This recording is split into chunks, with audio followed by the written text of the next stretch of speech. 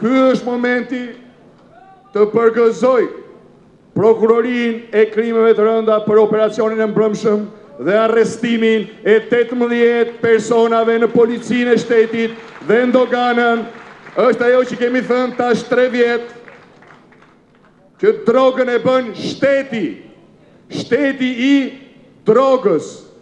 shteti i krimit, këta e bëjnë drogën, por këta 18 janë ushtarët,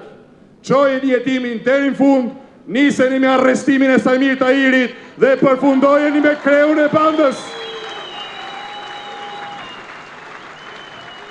Po sigurisht që këtë nuk e bëjnë dot, se ju rrinë vettingu i Ramës mbi kokë.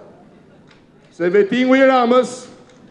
për këtë punë është bërë, jo që ta çliroj Shqipërinë nga krimi dhe korrupsioni, po që të ruaj çetat e kriminalëve dhe të korruptuarve, duke kërcënuar çdo që guxon të hetoj e të çojë para përgjegjësisë penale të korruptuarit dhe kriminalët në këtë vend.